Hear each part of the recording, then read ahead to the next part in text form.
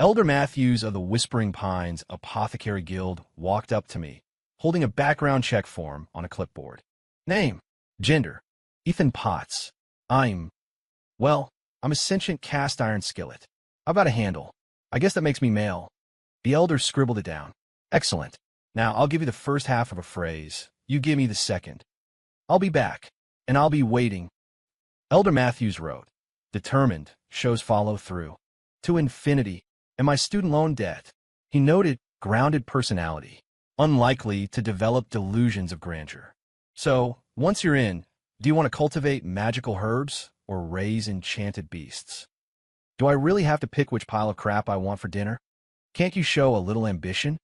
You're old enough to be retired, but you're still out here working. Are you doing it for the sheer love of the game? The elder's hand paused.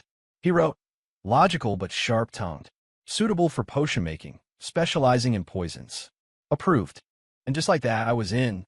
The moment I stepped through the guild gates, a stream of text appeared in my vision, visible only to me. OMG, OMG, a real live skilletkin. I'm so excited.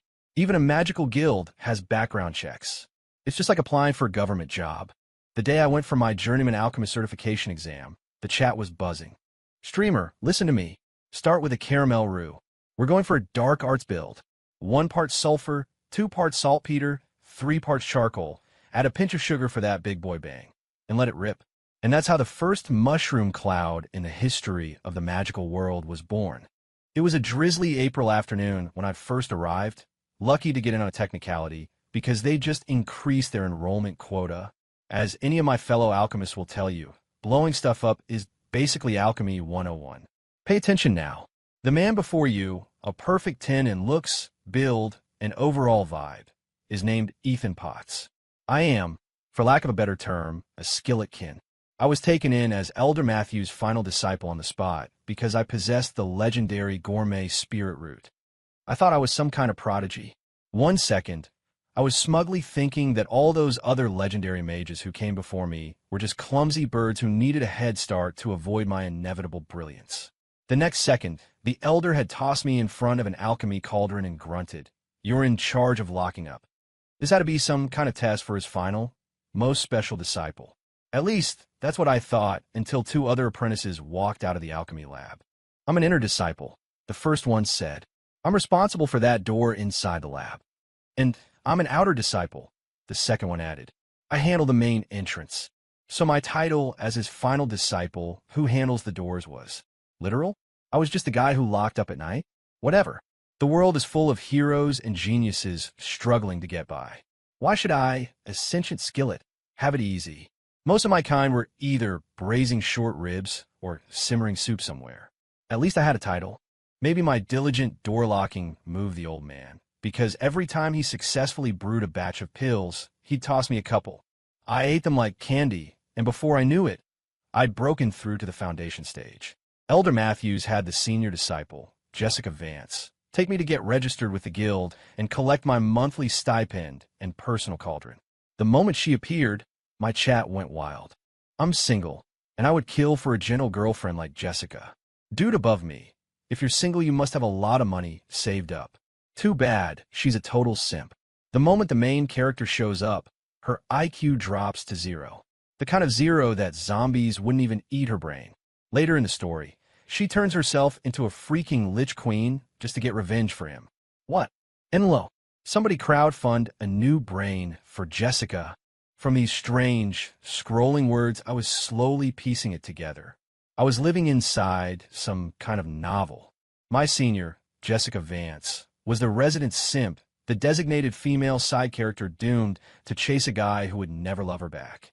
She was the evergreen in the garden of unrequited love. But this supposedly foolish girl was the first person to be genuinely kind to me. She taught me how to cultivate my energy. An alchemist can't just brew potions, Jessica told me. You need a way to defend yourself. She advised me to buy a bunch of mini cauldrons.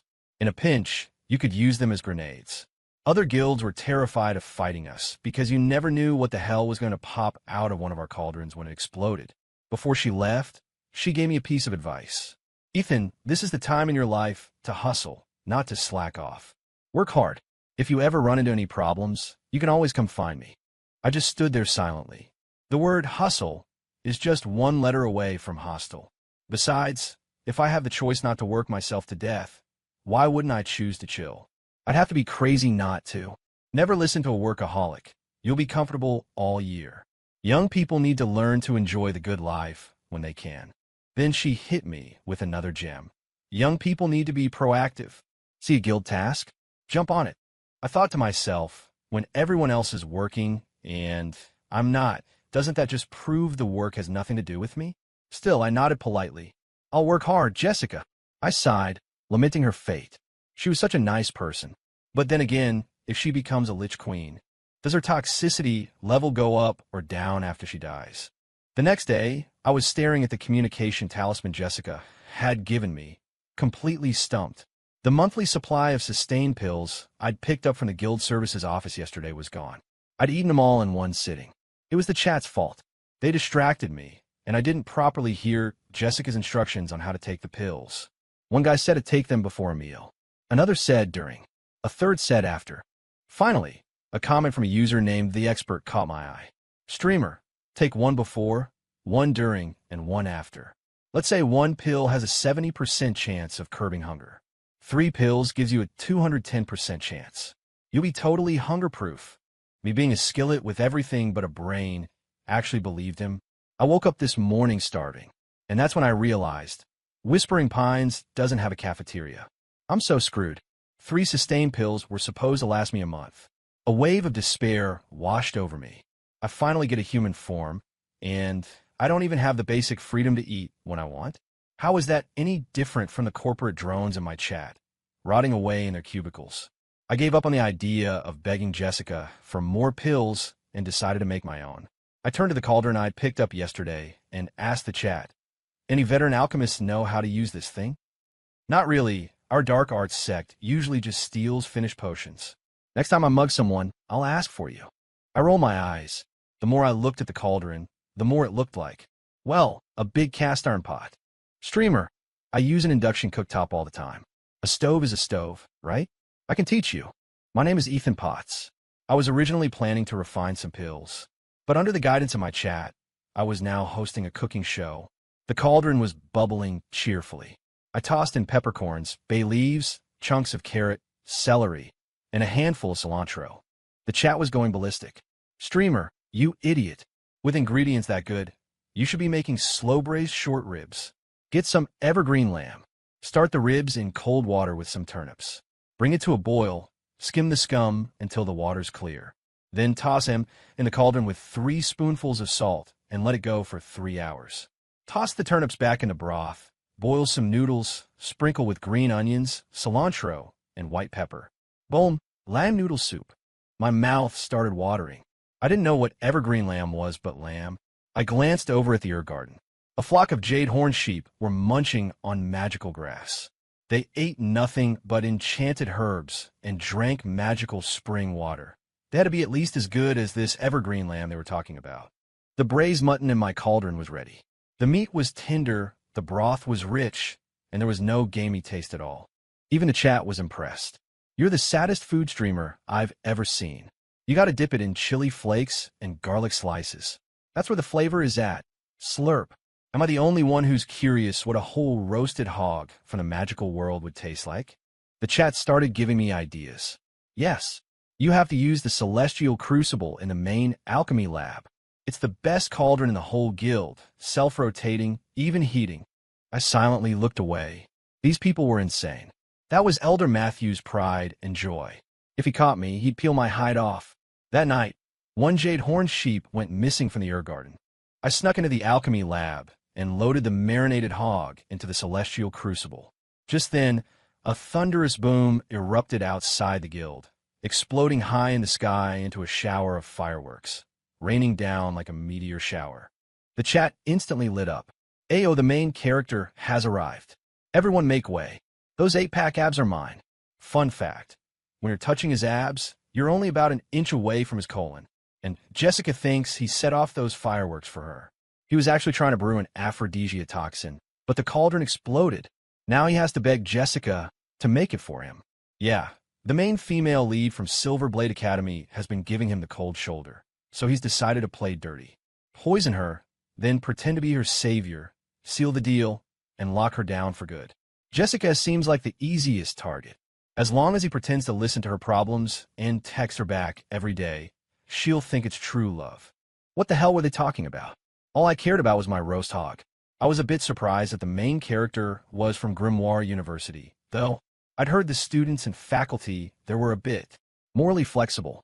The founding dean apparently got his start writing steamy romance novels. After they got popular, he ascended to godhood on the power of his readers' belief. But the jerk then sealed off that path to godhood, forcing countless others who followed in his footsteps to start their cultivation all over again. The very definition of biting the hand that feeds you. The students from that place were grade A hypocrites. If I hit you, you deserved it. If you hit me, that's not okay.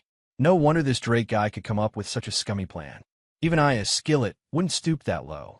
But how could Jessica's IQ be lower than mine? I'm a skillet. Skillets don't have brains. I was calculating the cooking time for my hog, giving it another base with honey glaze for good measure. Soon, the chat exploded again. Streamer, footsteps. Run. Who would be coming to the alchemy lab this late at night? I peeked through a crack in the door. It was Jessica. The aroma wafting from the cauldron was so good, I couldn't bring myself to move. You guys think, if I offer Jessica half the hog, she'll help me keep a secret? Streamer, she looks pissed. Pissed enough to punch a hole in the moon. If you're not afraid of dying, go for it. I shrank back. It's not that I'm a coward. It's just that cast iron is brittle. In the end, I painfully abandoned my roast hog and scrambled up to the rafters.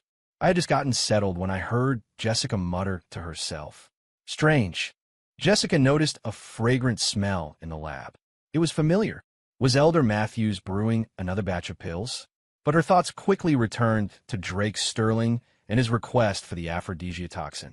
The poison was incredibly potent, made from 7 different venomous insects, honey, rare herbs, and a snow lotus from the highest peaks, refined for 49 days straight. It didn't need refrigeration and had no preservatives, but its effects were violent. Without a release, the victim would explode. Besides its lethality, it tasted a little sweet. The perfect tool for any scoundrel on the go. Jessica hadn't asked Drake who it was for. Deep down, she already had a suspect in mind, but she didn't want to admit it. Was it just because she was the little princess of the Silver Blade Academy, able to give him access to limitless resources? Furious and hurt, Jessica began brewing the potion with a grim face. As anyone who's ever used a magical cauldron knows, you have to preheat it first. The Armstrong hyperkinetic celestial cyclone crucible got hotter, and the smell got better and better. Jessica swallowed unconsciously. That's weird. Really weird. That doesn't smell like a potion. What does that smell? In a flash, she remembered. It was the smell of a whole roasted hog. Which son of a bitch was using the guild's top-of-the-line Armstrong hyperkinetic celestial cyclone crucible to roast a damn hog? Jessica exploded, and so did the Armstrong hyperkinetic celestial cyclone crucible. And so did the entire roast-a hog. Yellow, red, and white bits splattered across the room, coating the ceiling, floor, and walls like a layer of curry. Drake, drawn by the noise, arrived and stopped dead in his tracks. He stared in disbelief at the material, plastered everywhere. You used the Armstrong hyperkinetic celestial cyclone crucible to have a shit explosion party. No, Jessica cried, scooping up a bit with her finger and holding it under his nose. I swear it wasn't me. Smell it. It's fragrant. Drake shrieked and recoiled like he'd seen a ghost. You're playing with it. Get away from me. Jessica looked utterly heartbroken. The pills I used to give you are all made like this. Give me some time, she pleaded. I'll make you a fresh batch. At the mention of the pills he'd eaten, Drake suddenly doubled over, jamming his fingers down his throat, trying to claw out his very soul. Watching this from the rafters, my heart shattered into a million pieces. My hog. After the great hog roast incident, I laid low for a while. Elder Matthews was furious and had the guild security team investigating the culprit. Jessica stormed into the herb garden and saw me. It was you, wasn't it? I don't know why, but I know it was you. Jessica, I'm a skillet. Oh, a silly pot, right? Have you seen anyone stealing sheep lately? I shook my head like a bobblehead doll. Well, keep an eye out for me. If you see anyone trying to steal another one, you tell me immediately. I nodded, asking the sheep thief to help you catch the sheep thief. Not even a 10-year coma could produce a plan that brilliant. I checked out 2 copies of Solving 50% of Your Cultivation Problems from the archives and spent a few quiet days reading and tending the flock. Then, one afternoon, a sword master fell out of the sky and landed right on top of me. Her face was flushed, her breathing shallow. My chat went into overdrive. Streamer, here comes the jackpot. Quick, lie down and pretend you're injured. And order the most expensive cauldron from the guild store on your phone. Wait, I think that's the little princess from Silverblade Academy. The legendary sword sovereign from Silverblade Academy? The one who could move mountains and was famous for her pure physical power? I was supposed to scam her? She could punch me into a quesadilla. I turned to run, but the woman on the ground was already staggering to her feet. Hey kid, where am I? She rasped. Hand over any antidotes you have. The chat spoiled the whole plot.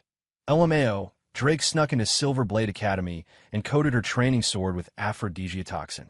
He's probably showering and picking out his best outfit to make a heroic entrance and save the damsel in distress. She tried to get help from her dad, but accidentally teleported to Whispering Pines instead. Ha! Drake's whole plan went up in smoke. He's about to cry his eyes out. Go on and cry, buddy. Tears are man's best fishnets. Ah, this is before Drake ruins her life. Before she has to sacrifice herself to let her disciples escape. It was a better time. She's not allowed to die. I'll watch a 120-second ad to resurrect her. I frowned. Why was every main character in this story so damn miserable? Was the author secretly Cormac McCarthy? I looked at the heroine with a vacant expression. Row, row, row your boat gently down the stream. Before I could finish my feigned idiocy, a fist flew at my face. Crap, my nose exploded with pain. Still on Playdome. I clutched my nose, staring in shock at the Amazonian woman before me. By all the gods, this psycho just assaults innocent skillets without warning. Is this really the same person you guys said sacrifices herself to save her disciples? Haha, that's the little demon of Silverblade for you. Fists first, questions later.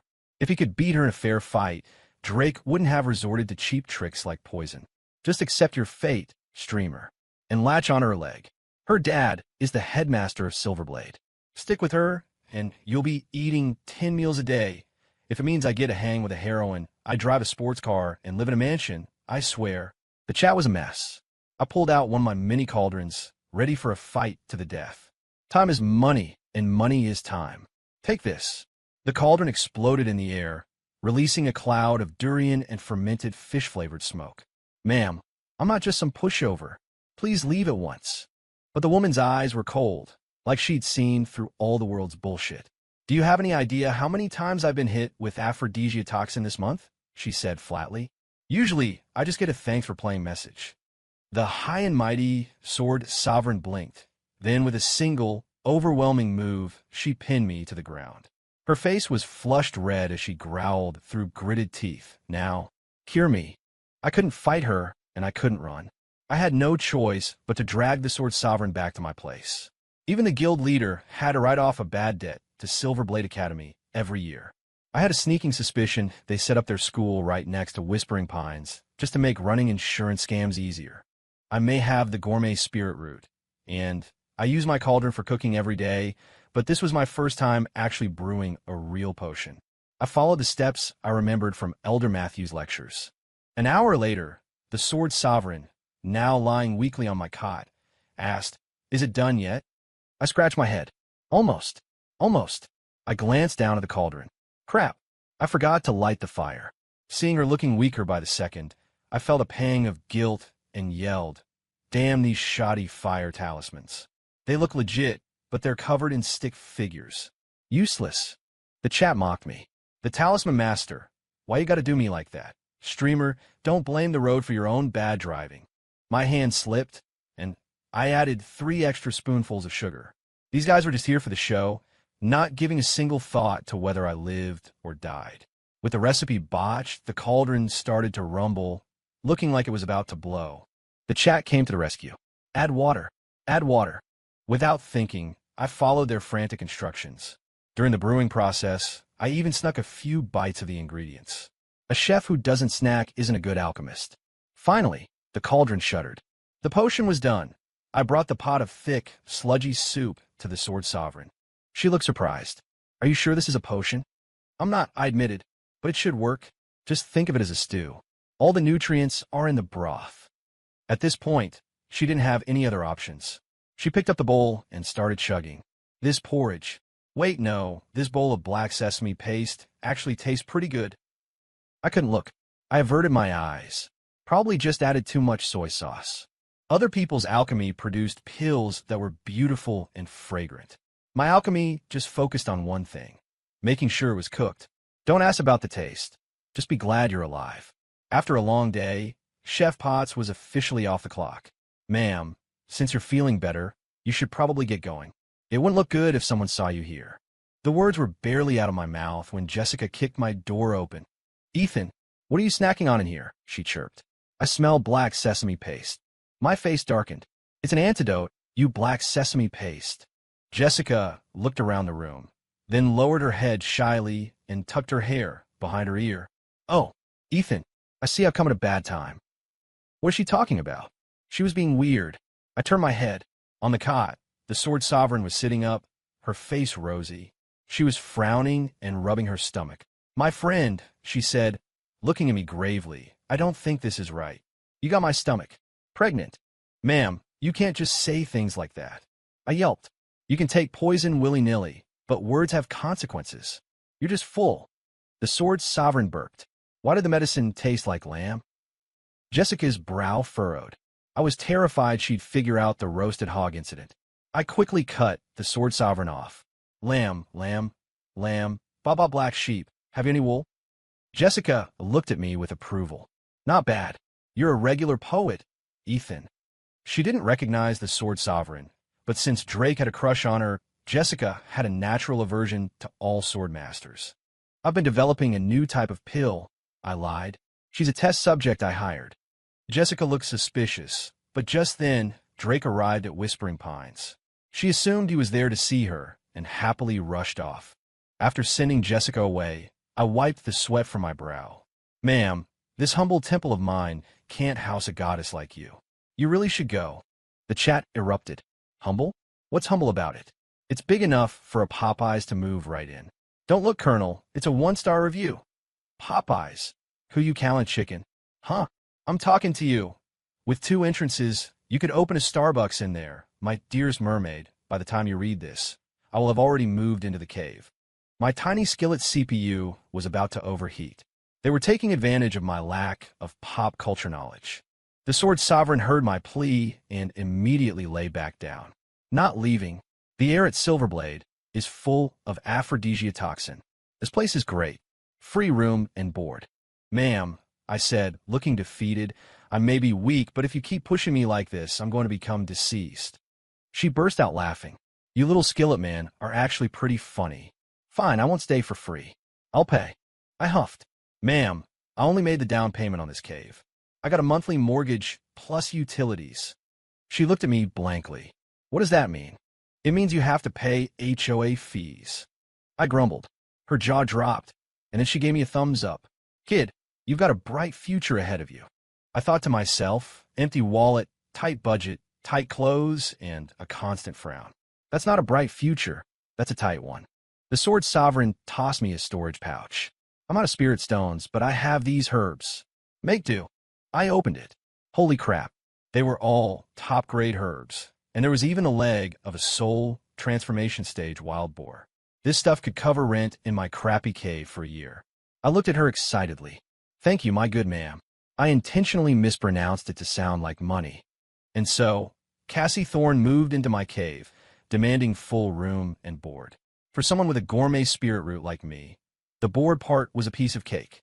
Under her astonished gaze, I used my alchemy cauldron to make a perfect caramel sauce and stewed a pot of rich, melt-in-your-mouth braised pork belly. I also grilled a fish. It was golden brown on both sides, glistening with oil and seasoned with cumin and chili flakes. Eat up, ma'am. I guarantee one bite will shut you right up. Cassie tore off a piece of fish and popped in her mouth, immediately letting out a series of yelps. Ah, hot, hot. Next time, take the bones out of the fish. I gave her a disdainful look. Suddenly, I felt a searing heat myself and shouted, Ah, hot, hot. Cassie thought I was mocking her and drew her sword, but seeing my expression, she hesitated. You look like you're having a breakthrough. She watched me strangely until the energy surge subsided. Kid, what kind of spirit root do you have?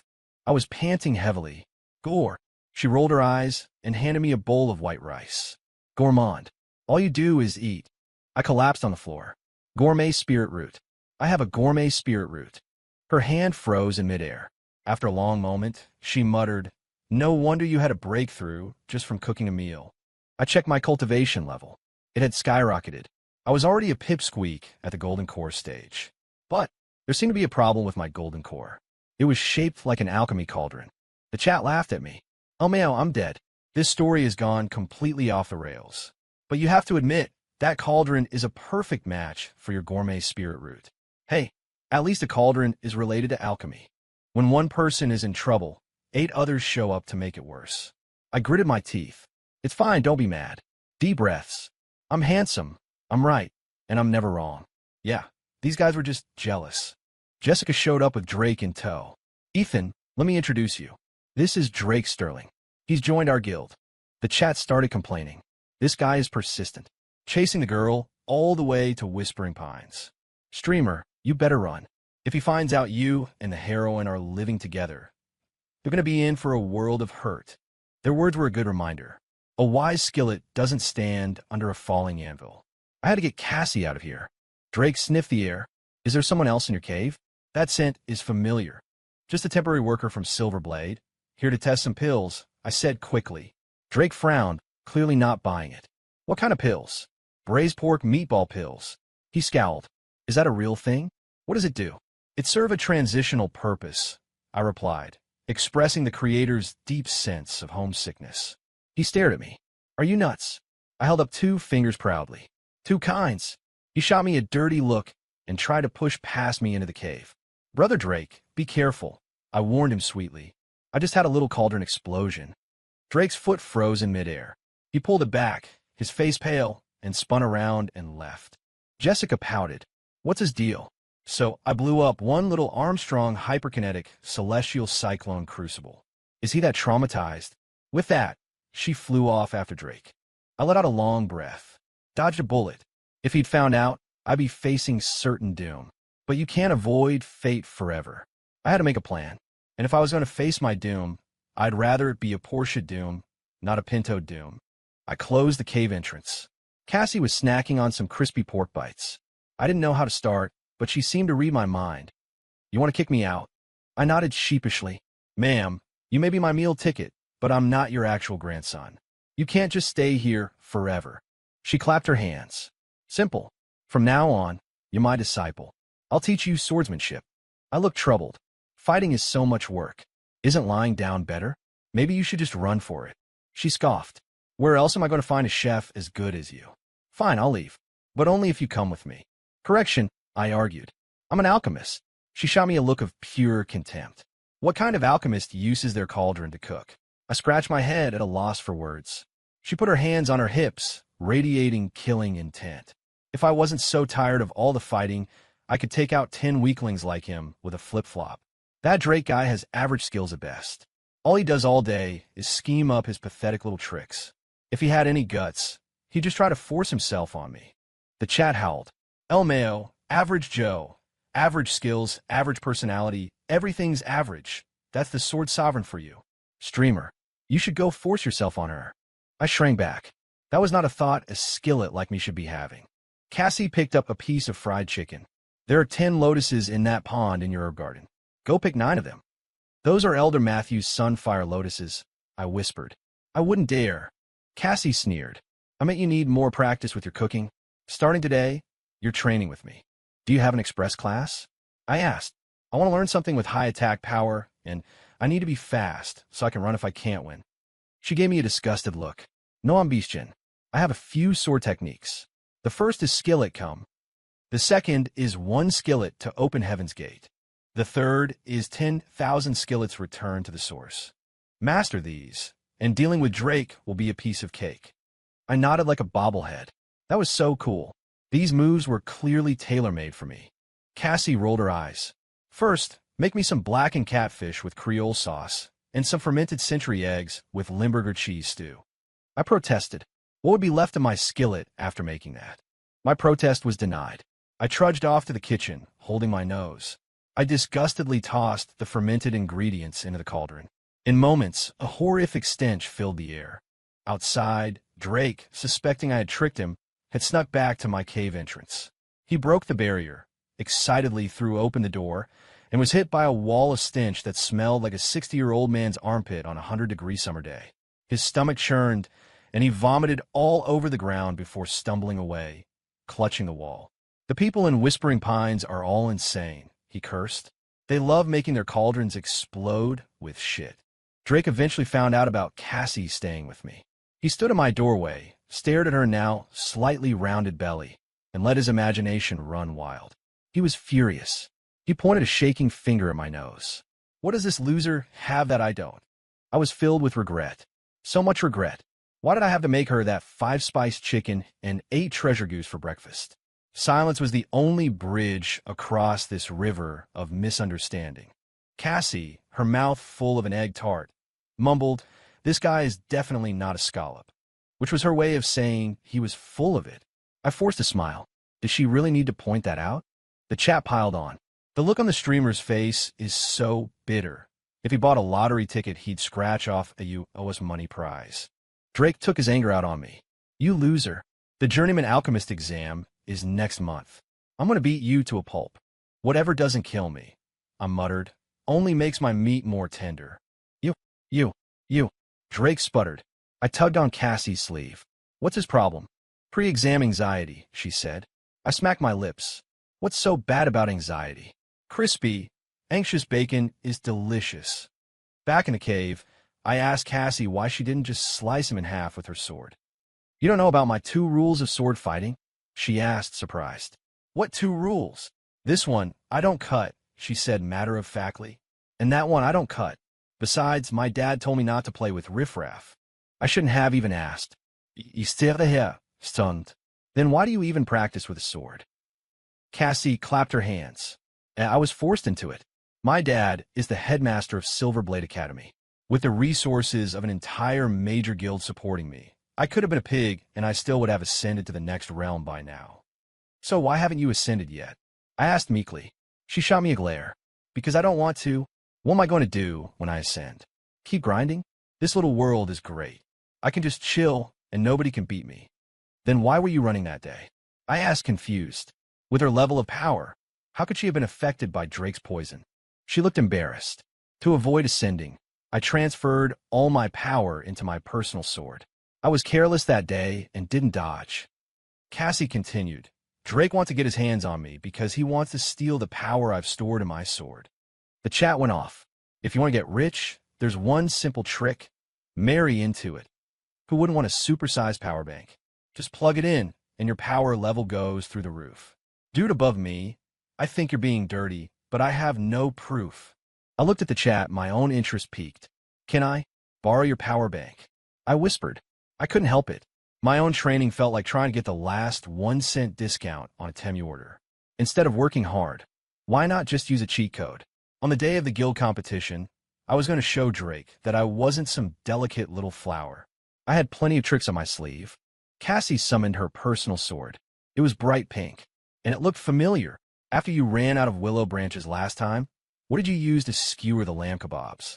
Cassie waved the pink sword. This, of course, it makes a great skewer. This thing's not worth much anyway. As I stared, dumbfounded, Cassie proceeded to pour her energy into me, boosting me straight to the soul transformation stage. I licked my lips, still wanting more. How about a little more? She smacked me on the head. Don't bite off more than you can chew. What level are you at now? I asked. Tribulation stage, level 3000, she said proudly, summoning 3000 identical pink swords.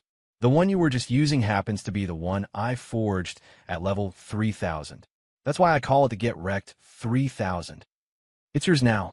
Charge up slowly. Pay to win is fun for a while, but once you hit the tribulation stage yourself, stop. Is ascending really that bad? I asked her. Cassie frowned. We have an ancestor at Silverblade who ascended. According to the messages he sent back, he became a heavenly soldier. 500 years ago, he was part of an army of 100,000 sent to capture a monkey. Our ancestor said that in this world, he was a king, but after ascending, he's less than a trained monkey. I scratched my head. That would be pretty demoralizing. The journeyman alchemist exam arrived. With Cassie backing me, my power level had shot up like a rocket. I was now a Grand Ascension stage master. Here in Whispering Pines, you could call me Little Skillet, and I wouldn't mind. But outside these walls, you better show some respect. The moment Drake saw me, he made a beeline for me like a dog to a fire hydrant. He couldn't sense my true power. You broken pot, you actually dare to show up. I've already reached the soul transformation stage.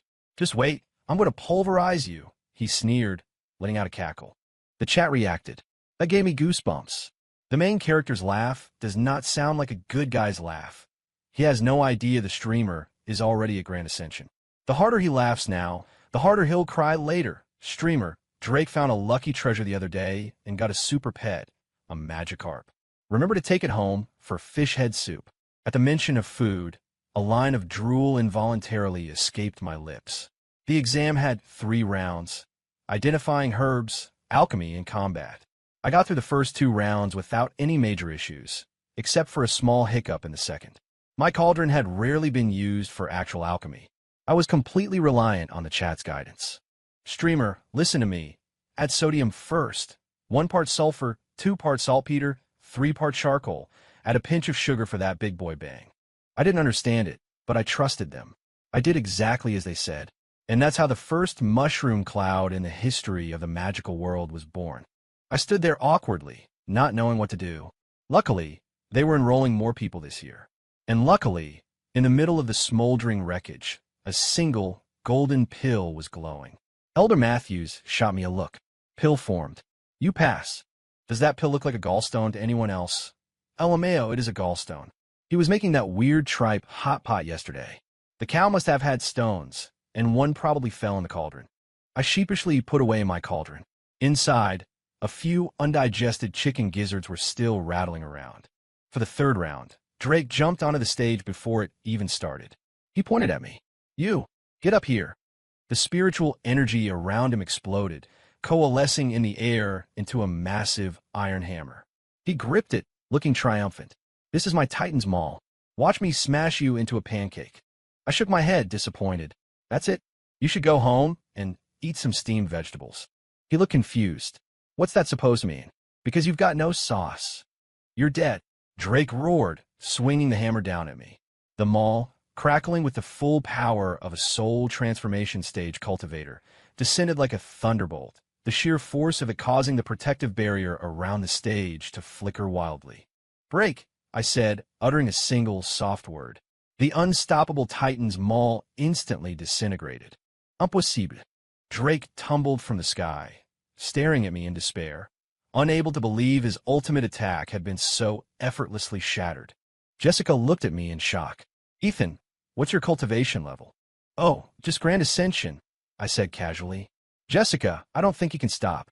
Jessica looked up at the rapidly falling Drake and screamed, Drake, hit the brakes. Use your prostate brake. Is the main character finished? The plot is completely derailed. What's going to happen when the enemies from the higher realm invade? Dude above, are you dumb? In the original story, the heroine gets screwed over by the main character, who steals her sword and forces her to sacrifice herself. Now she's at Tribulation Stage, level 3000. No matter how many people invade, she could handle them all. True. And this Drake guy is a total loser anyway. It takes him that many swords to reach the Tribulation Stage, and he's still weaker than our streamer, a literal skillet. I scoffed internally. You guys are always calling me a blockhead, but I'm not. Most of the time, I'm a freaking genius. Drake was crippled. Unfortunately, Jessica, with her simp brain, was still deeply in love with him. Ah, streamer, you have to save Jessica. The main character is such a scumbag. Take your cauldron and gently knock some sense into her sleeping soul. A simp brain is usually caused by excessive lung heat. The only cure is to make her watch an hour of bad reality TV to cleanse her palate. The chat said simps should only be allowed to eat wild vegetables. That wouldn't do. My Jessica deserved meat and fish at every meal. The next day, I went to the Velvet Circle and hired a few of their male disciples. The handsome man in the lead, oozing charm, looked at a portrait. This is the guy. He licked his lips. I'm the best at what I do. Don't you worry. Yours truly, Julian, can relieve a man of his virtue 4 or 5 times in a single minute. I'm counting on you, I said, bowing slightly. The men sauntered over to Drake. Well, hello there, handsome, one purred. Come and play with us. Drake's face turned bright red. Cassie couldn't watch. Couldn't you have just hired some women for him?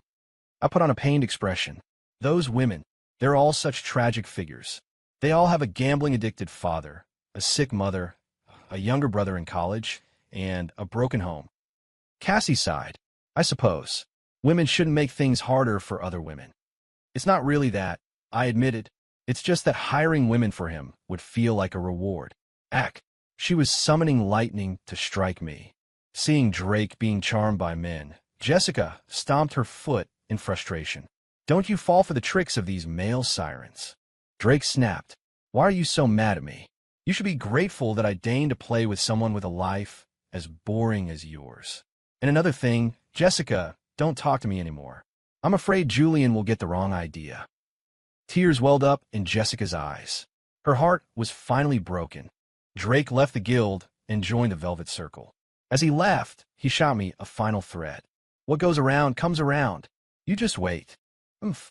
A pig on its way to the slaughterhouse, dreaming of glory. I couldn't be bothered to respond. My indifference made him even angrier. What's wrong, buddy? I asked cheerfully. You look upset. If you have any problems, feel free to keep them to yourself. Don't tell me. Decades passed in a flash. Cassie never left my cave. She was now at Tribulation Stage, level 5,000. A few days ago, some invaders from the higher realm broke through the dimensional barrier. But when they saw Cassie preparing skewers for hot pot, with 12 of her personal swords stuck through a single chicken foot, they promptly turned around and ran. 12 was the chicken foot's limit, not Cassie's. As for me, I was content to be an alchemist who never actually did any alchemy. Streamer, today I want to see you make a pickled okra and anchovy salad, and maybe a jellied eel pie. Hard pass, I replied dismissively. The last time I made fermented turnip juice, I threw the cauldron all the way to Silverblade Academy, and I could still smell it. I tossed some frozen rice into my cauldron, followed by a packet of echinacea powder. All right, settle down. Today for my friends, I'm making echinacea fried rice. How's that for an experience, family? I looked at my personal skillet, my very own golden core. Me, Ethan Potts, was now at Tribulation Stage, level 10. A whole set of 10 skillets. Frying, searing, steaming, boiling, stir-frying. I have too many. I just can't use them all.